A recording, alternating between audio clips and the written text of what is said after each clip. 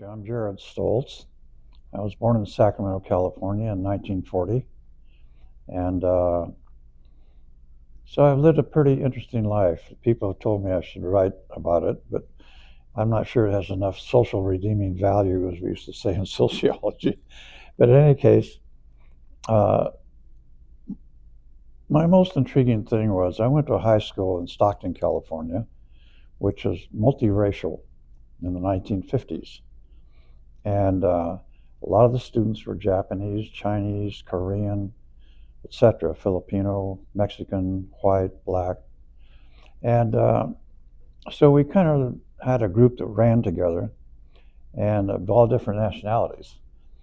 And I heard one day, I kept puzzling as a youngster, why am I here? This is a pretty crazy life I'm living here, you know, the parents and so forth. And I kept puzzling. And one day I heard, and I believed in karma and reincarnation because Ripley's, believe it or not, in the Sunday paper would talk about things that have articles like that.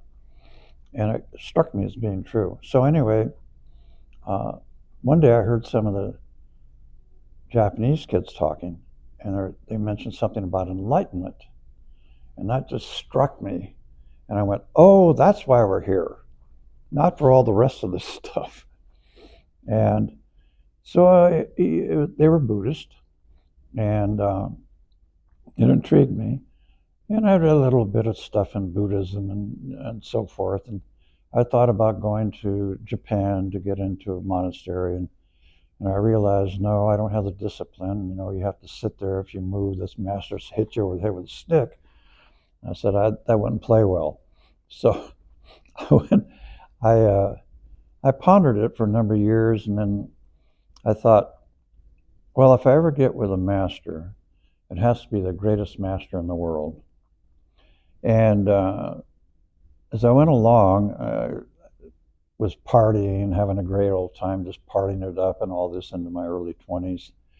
And essentially just leading a useless life, you know, working and so forth. But one day in 1961, they had an article in Parade magazine in the Sunday paper. It was an interview with Dr. Edward Teller, so-called father of the H-bomb.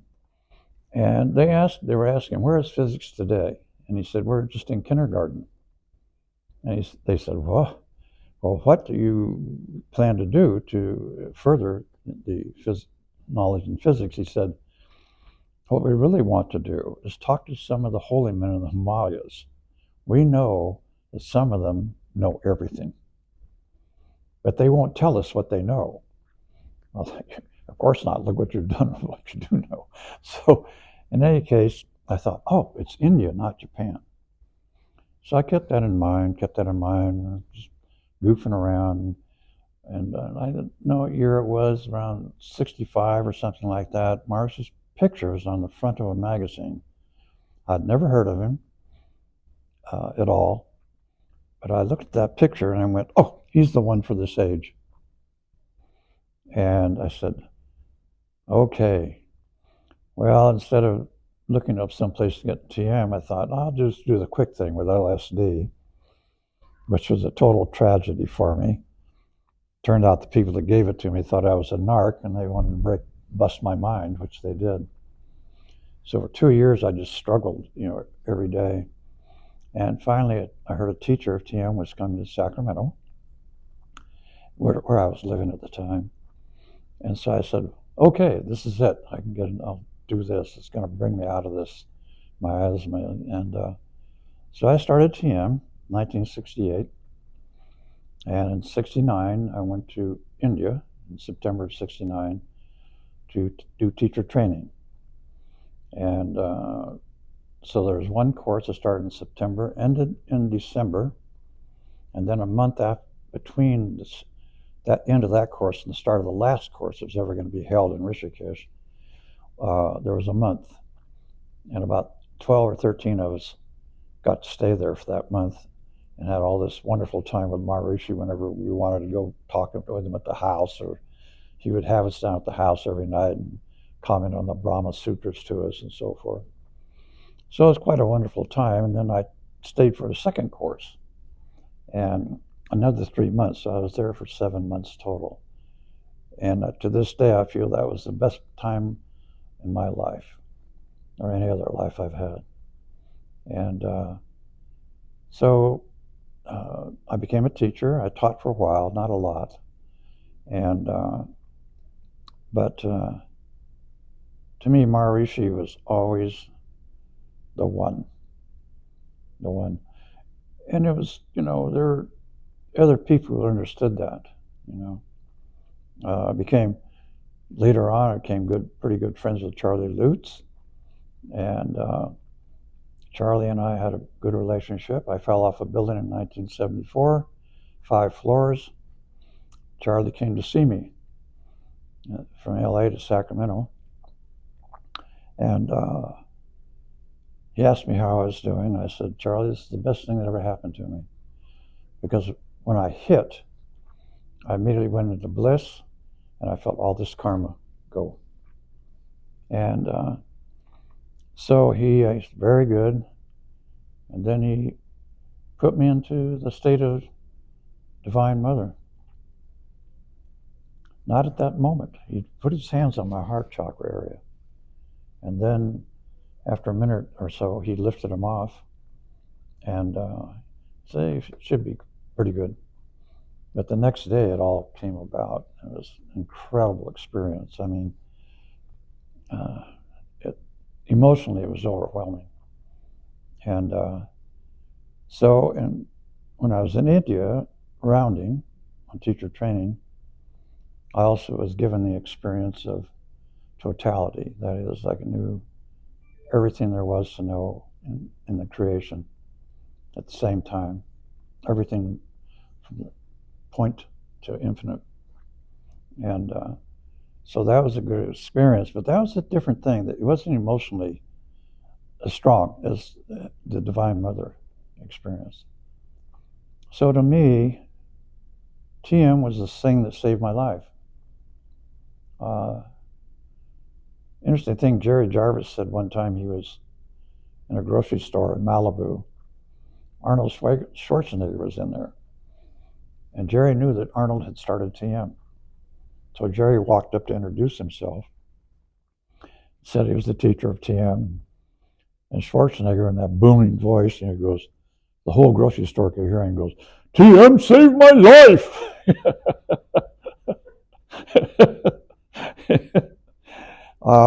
But with Maharishi, I had a lot of experiences with him back and forth, and I was not a lot of those people in the course, Keith Wallace was there, Nat Goldhaber, a lot of these people, and very intelligent, very high developed intellects.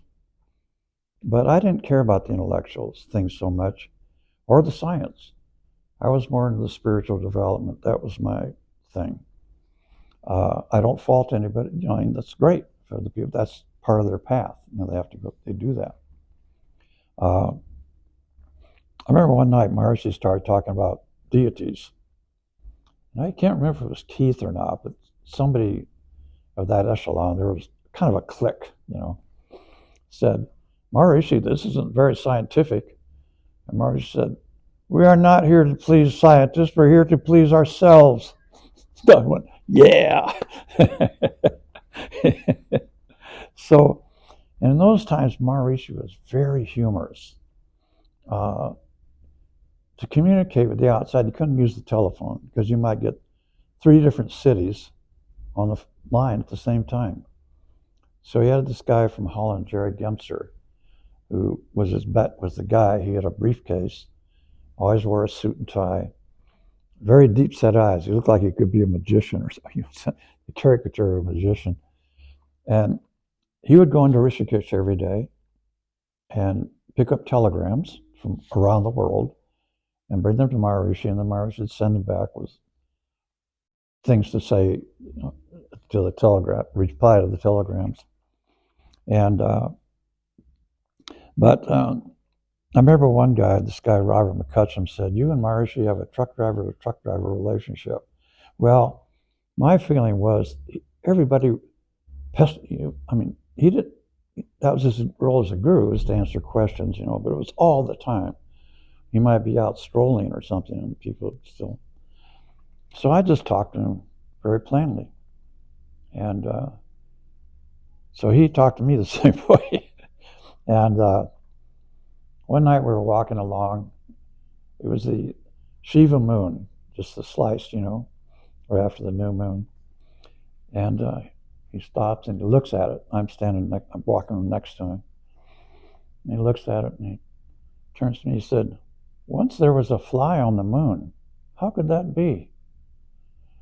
And I said, "I have no idea, Maharishi." And he goes, "It was on Shiva's forehead." So he'd tell these kind of jokes like this all the time, see? And he'd do it during the lectures. And he gave us 3 lectures a day, morning, afternoon, and evening.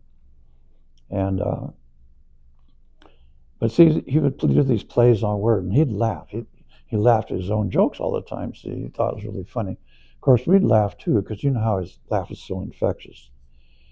And then one night, the joke was so corny, we all just started booing him.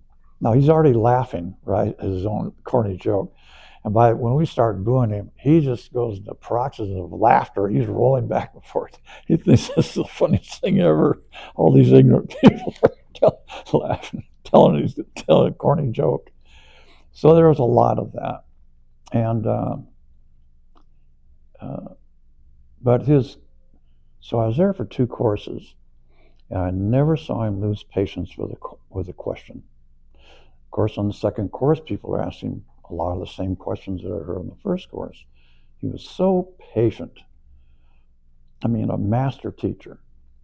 And on the first course, I took word for word notes, and I still have those notebooks.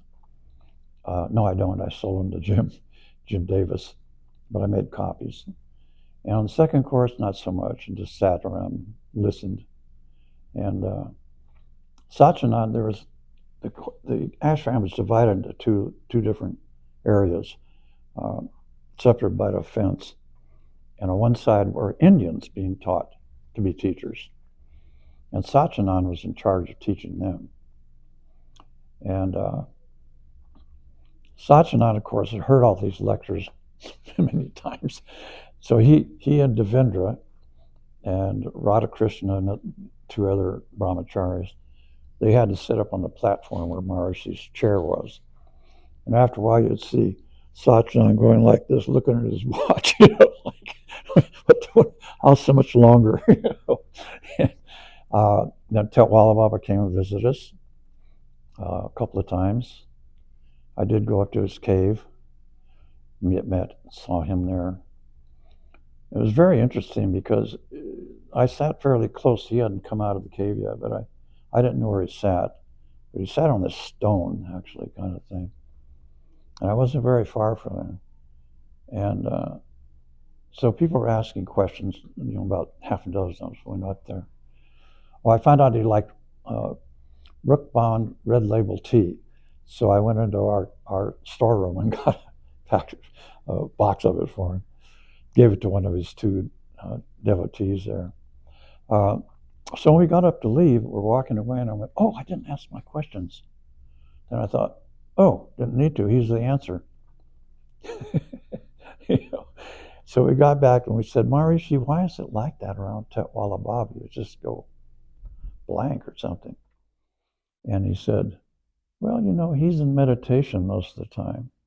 And he said, Maharishi said, "But on the other hand, I have to be around all of you." Oh. So, but it was just on a daily basis. I mean, it was just fantastic to be knowing you're there with this greatest master the world has seen in a long, long time. Since that time, I've heard that a lady saint said he was the greatest teacher of meditation the world has ever known. Tetwala Baba said he was the greatest in 10,000 years. And when we initially got there, in September, it was still the monsoon had just ended, so it was very humid and hot. So Maharishi flew us up to Kashmir. has flown up there. And on the way, there were just rainbow after rainbow after rainbow in the sky. So we got up there, and Maharishi had another saint friend up there named Lakshman Juman, who was the last master in his line of Laya Yoga, Kundalini Yoga. And they were great friends. So they took us out to this temple of Mother Divine outside of Srinagar, and they did a puja for us. And there's a pool of water there that's about, 50 feet long, maybe 20 wide, out away from the seating area was a little shrine thing for her. And so that was a beautiful thing. And then there was a story about that. Maybe I won't have time to tell it. But so Lakshman Ju lived in Srinagar. He was a householder. And so shortly after we did the thing at Temple of Mother Divine, Maharishi said, I want you all to go to his house tonight. I've arranged for buses to take you there. I won't be going, but you can ask him anything you want. And so during the course, and I've got a recording of this, a friend gave it to me, somebody said, what is your technique? He said, well, it's a matter of opening the chakras one by one, maybe a period of 20, 30, 40 years, until the devotee is ready to have the top chakra opened so they can get enlightened. So So I said, well, what's the difference between yours and ours? And he said, yours begins where mine leaves off. I go, well, how can that be? And he said, due to the greatness of your master. So there were saints in India who recognized. Maharishi never went anywhere to visit anybody, but saints came to the ashram.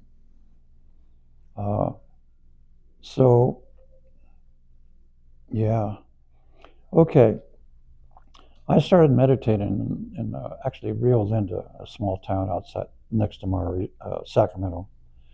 And the coordinator for the area was this young fellow. And he'd done a lot of LSD and so forth. And I was very, very stressed from this experience I had with LSD and subsequent attempts to get past it. And so he was making fun of me.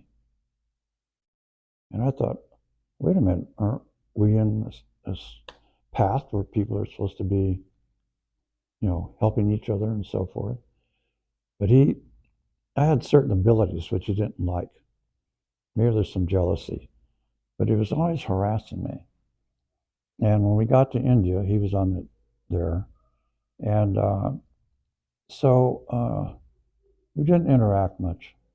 In fact, what happened was he was so stressed, he couldn't sit and meditate. He just walked around the ashram all day with his flute, holding his flute. It's a wooden flute. And so he, maybe once or twice we talked. I tried to avoid him because he was just always going to be hassling me. And then this is on the first course. So one night it was a new moon, and Maharishi encouraged us to go in silence. And so I had been in silence for about 2 weeks, and we're rounding heavily. We're like doing 20 hours a day and so forth. And so when you go into silence for a period of time, everything changes. And you become very, very subtle inside. And so I'm walking back from the dining hall one night with this new moon, and there were no lights on the ashram. But I knew how to get back to my puri, which was way at the end of the ashram. And so I'm walking along, and all of a sudden, he jumps out from behind a tree and goes, ah! He thinks that's really funny. And I said, that's the last straw. That is the last straw. And I went back to my room, and I'm saying, I'm going to kill him. So I'm thinking about how am I going to do this so nobody knows? And I kept thinking of various methods. And then I came up with the idea, I asked him for a walk and talk near the bluff above the Ganges, because the ashram was about 100 feet above. And it's rocks, and then the Ganges. So we'll go for a little walk and talk, and we'll stand there and shift around so he's facing away from the thing, and I'll just go, whoop, and over he'll go. I thought, man, that's a great plan. Nobody will know. And then I went, oh, Maharishi will know. So I said, I better go to Maharishi and discuss my plan with him. So I went down to the house that day, and I said, Maharishi, I said, this person, da da da da. And I said, I came up with this plan, but I knew you'd know what I was going to do. So I thought I'd better discuss the plan with you. So I tell him what I'd planned. Maharishi, he's not fazed. He just goes, no, we don't want to stress on our fellow meditators like this. So I said, yes, Maharishi. So he told me, he said, any anger or hatred you feel, I want you to go back to your room and you aim it at me. And as long as it takes, you keep doing it until it disappears. So I went back to my room. I did what he said. I was sitting there, Maharishi. But it wasn't about Maharishi. I was just doing what he told me to do. And after about 3 days, bang. So he told me, when he sent me back to my room, he said, now when you're done, you come back down to the house and see me. I said, yes.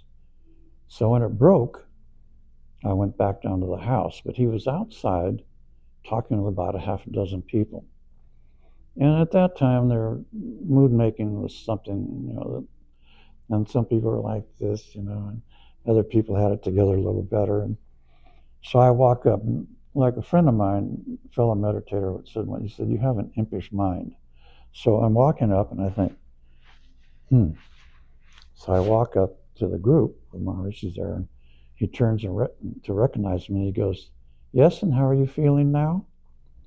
I said, Maharishi, I feel so much better since I've been aiming all my anger and hatred at you. Now, these people don't know what the background of this, and they're like this and everything. And it wasn't until I almost got here that I realized I just made a whole bunch of enemies right there. But Maharishi played right along with it. He just goes, good, and then he turns back and starts talking to these people. So anyway, you might want, this is the kind of story some people get kind of shook up about when I tell it, because I was going to do him in. I had it. This guy was so mean and ornery. I said, the world would be better off. There is one other funny story. In the first course, Maharishi would have us meet outside because the weather was good. It was October, in a big circle. And it was very nice. But there was one guy from Sweden. He was about 25. And he had that dour Swedish whole thing about him in a way. And every day, Maharishi would sit there, and when we all got together, and he'd say, and how's everybody doing? And this guy would pipe up immediately and say, oh, Maharishi, I'm still so sick. I'm still so sick, Maharishi. And Maharishi, yes. Have you seen the doctor? Yes, Maharishi, but I'm still so sick. And this would go on for 3 or 4 days in a row. And finally, he said, I just feel like I could die, Maharishi. Maharishi's going like this, sitting there going, and I pipe up, and I realize later, Maharishi, I'm sitting right across from Maharishi in the circle, and I pipe up and I say, maybe you'd be better off if you did die. And Maharishi said, it's like this, because this guy's over here. And everybody in the circle starts cracking up because we're all thinking the same thing anyway. Because it was so annoying, because he'd go on for 10 minutes, And this guy, he never talked to me on the rest of the course. He was so mad. But he shut up. He didn't do it anymore. And I thought, Maharishi, you made me say that. You didn't want to say. Prudy Farrell came. She was already a teacher. Maharishi had saved her life. and she was devoted, very devoted, very, very devoted, and just sweet as could be. I could go on and on. Things keep jumping up into my mind. So, so being there 7 months with Maharishi and observing how he handled people, and some people he'd tell them what they wanted to hear, and some people he would say, and some people he would drive crazy, especially the Westerners. Between the courses, now it's getting cold, it's December, and so he decided there should be heating in the rooms, and it had to be not relying on the electrical system because it would go off and on all the time. And so we had a gentleman from England, Bill Causley, and he was an engineer. And he always called him Mr. Causley because he was English, see, because as an Englishman, he still had that kind of attitude, you know. Anyway, but Bill was a great guy. And so Maharishi said, I want you to build a system to heat the rooms. So Bill thought about it and he said, okay, we got boilers in the back of each one of the housing things, puris, and we'll run pipes into the rooms, through the wall, into the rooms that will heat, radiant heat. Very good, Maharishi said. So Bill was out there, and I knew how Maharishi functioned. So I like to go out there because Maharishi would inspect every day. And so he'd say, yes, Mr. Causley, what are you doing now? And Bill would say, well, Maharishi, he called him as the English thing. Maharishi, I've taken the pipes from the boiler, I've run it along the bottom of the wall, and then up and in. And Maharishi, Now I'm watching this, see, because I know Marsha is going to drive him crazy, because I'd watched this. So,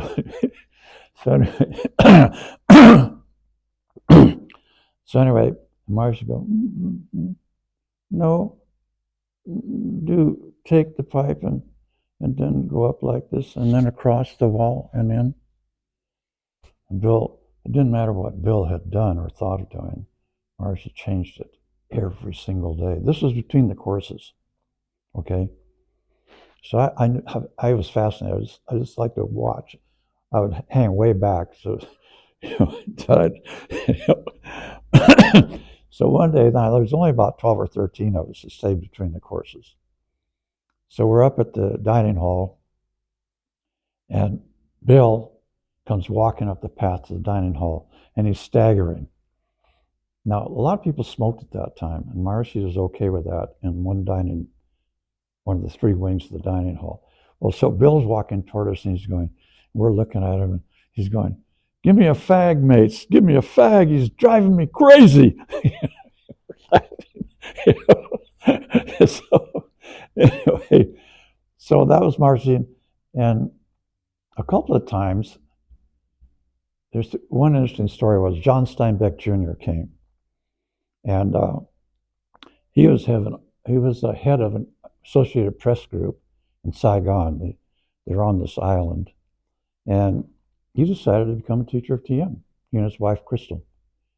So they knew this coconut monk of South Vietnam who was very famous, and John went and told them that they were going to go to India and become teachers of TM with Maharishi Mahesh Yogi.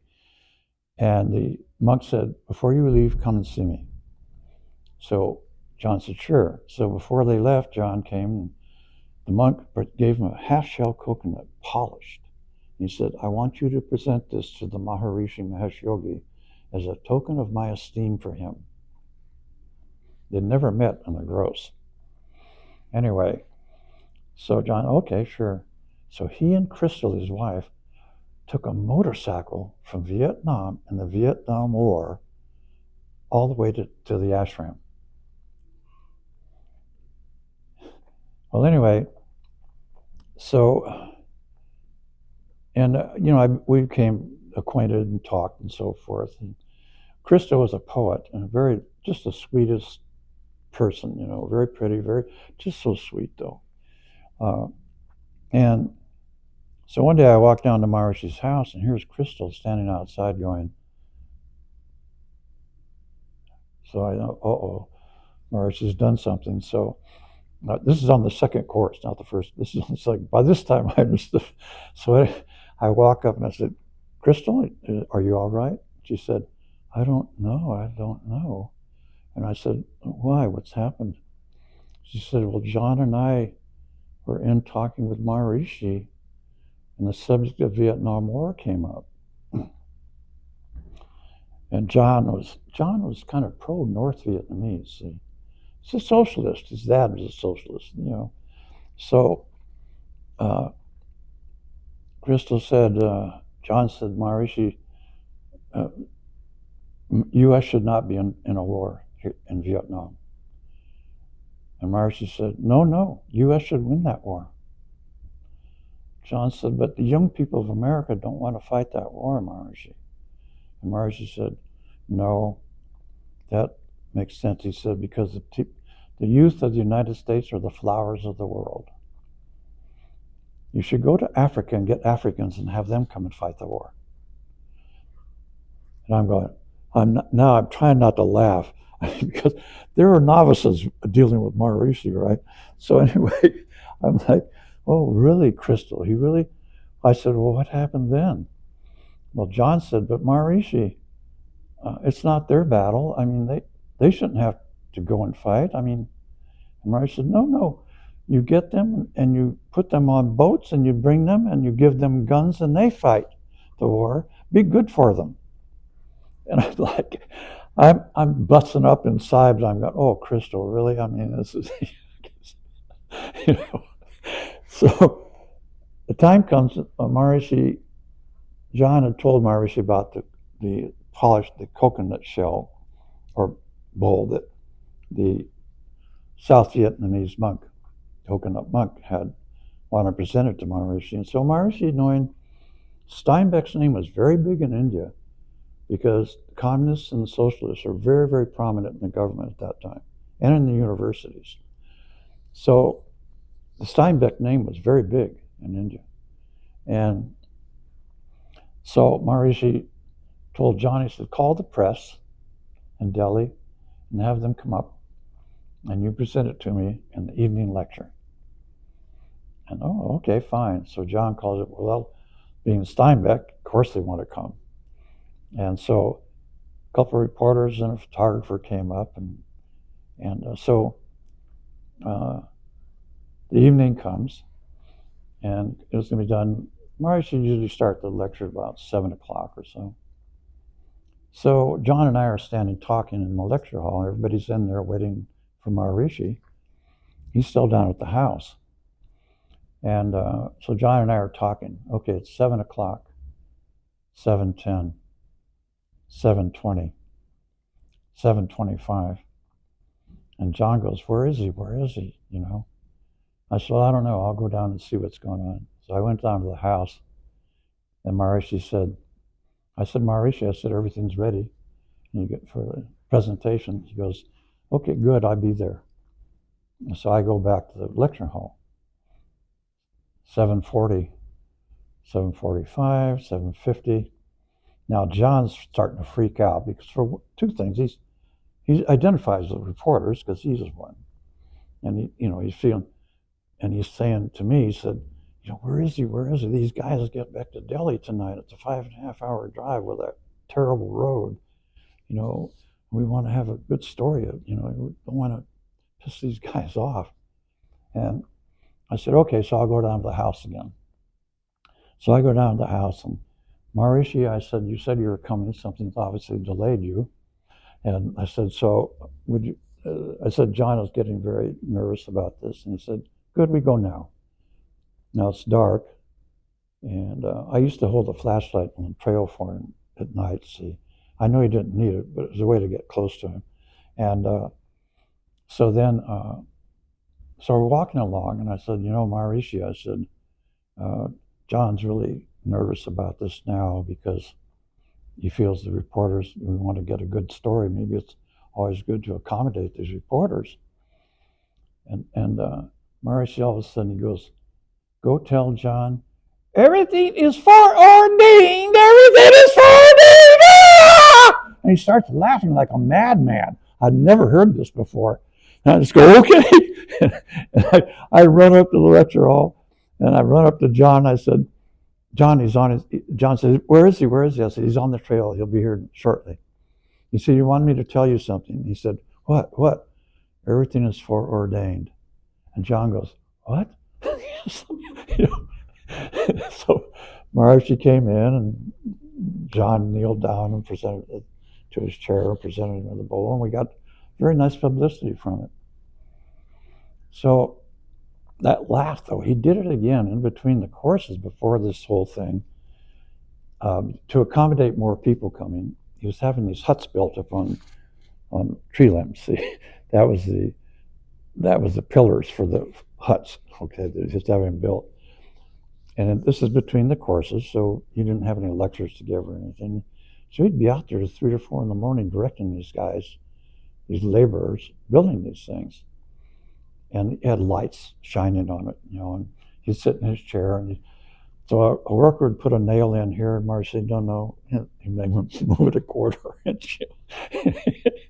So anyway, so he's out there doing this, and then one of the nights before he goes out, we're down at the house, and he announces to us his retirement.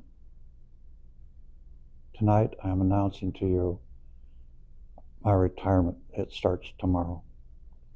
And the second course is still coming. And we're all going, "Huh?"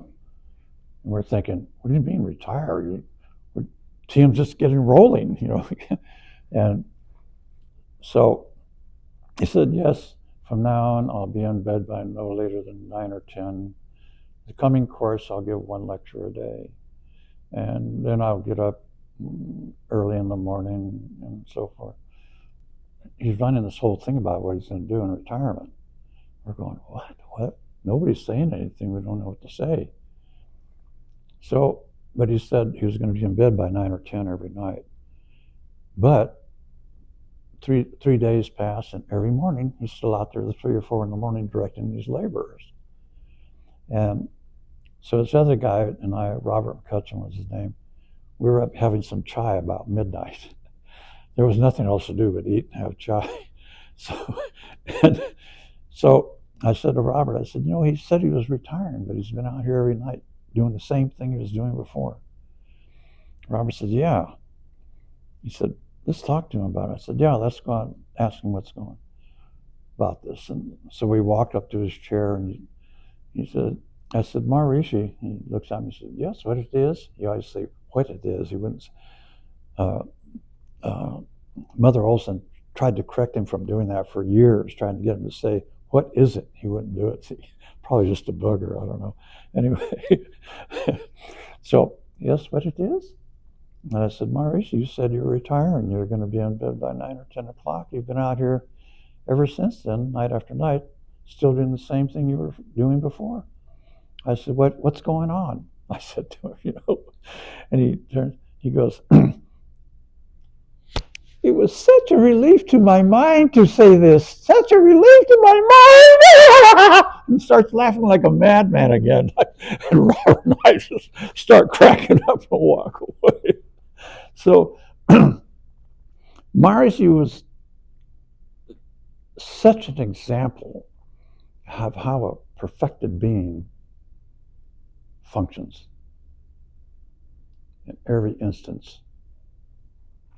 Absolutely cognizant of what was needed by those who wanted. So it was fascinating. I mean, I heard some of these intellectual guys, I remember one guy asked a question, it was like a paragraph this long, verbally. And I'm going, how do you even think of that question? And one friend of mine, Michael Collender, Ciela Collender's first husband, was on that course. And he was a musician.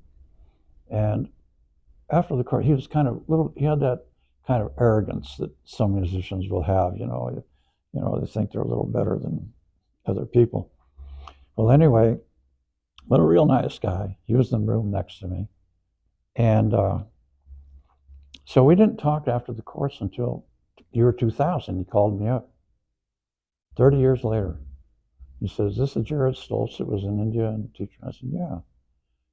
He said, "This is Michael Collender." I said, "Michael, how are you?"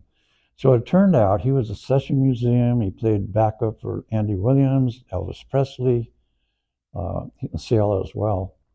And but he told me that he realized finally, and he was a session musician also, and he said he couldn't do that anymore.